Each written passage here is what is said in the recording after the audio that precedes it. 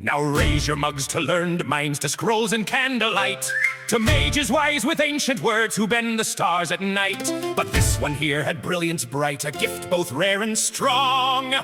She simply had a habit of not reading very long.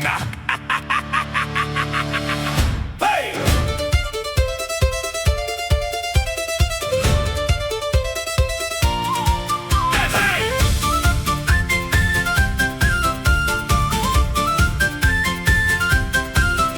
She grew up in a tower school where dusty spellbooks slept, where students studied every rune and very rarely slept. Her teacher said the words matter, each symbol has its place. She nodded once, then skipped ahead with confidence and grace. She opened up a beginner spell for summoning a flame, read half the line, then waved her hand and proudly spoke the name.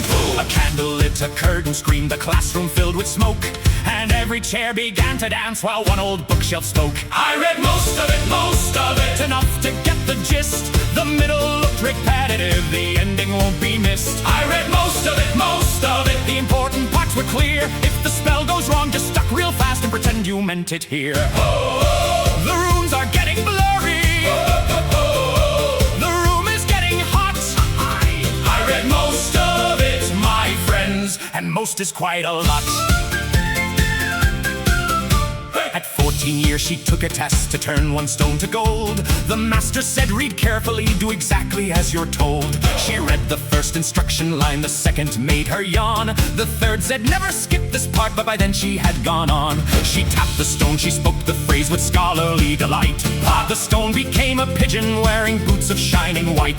The master stared, the pigeon bowed, the class began to cheer. She said, that was not the goal, but honestly, we're near. I read most of it, enough to get the gist. The middle looked repetitive, the ending won't be missed. I read most of it, the important parts were clear. If the spell goes wrong, just duck real fast and pretend you meant it here. The runes are getting blurry. The room is getting hot. I read most of it, my friends, and most is quite a lot.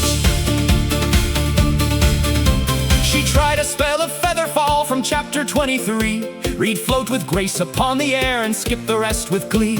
She leapt from off the western roof with robes and pride unfurled. Whoosh! She floated up instead of down and slowly left the world. The tower bells rang out below, the masters yelled her name. She shouted from above the clouds, I think I found the same. They pulled her down with fishing line, a broomstick and a prayer. She landed in the fountain and said, see, I handled air. The head mage sighed into his tea and rubbed his ancient eyes. You have the gift, you have the spark, you lack the will to revise. She said, I revise plenty. He said, you set my desk on fire. She said, but only partly. He said, that is not better.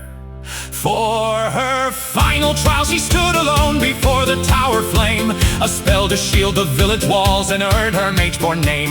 The scroll was long, the ink was small, the warnings filled the side. She read the start, she read the end, and trusted what implied. She raised her hands, the magic swelled, the window shook with light. The village shield rose strong and bright, then turned the chickens white. Bst! Every broom began to march, the bell tower learned to sing, and 12 confused enchanted goats declared her rightful king.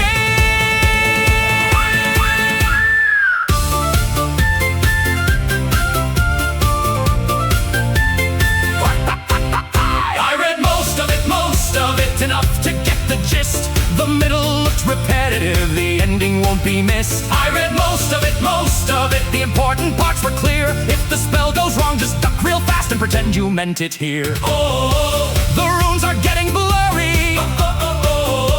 The room is getting hot. I read most of it, my friends, and most is quite a lot. I read most of it.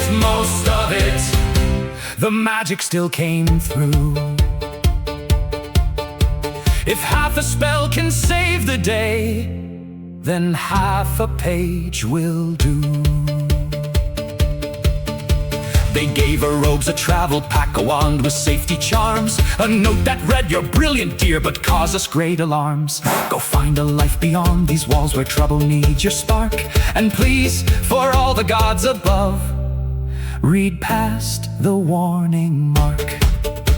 By dusk she found a tavern board beside the fire's glow, a notice mailed in crooked script with pay listed below. Adventures wanted, dangerous quest, excellent pay. The mage skimmed once, then smiled wide. "Perfect, I know the way." The barkeep leaned across the bar that says, "Beware." She waved him off, same thing.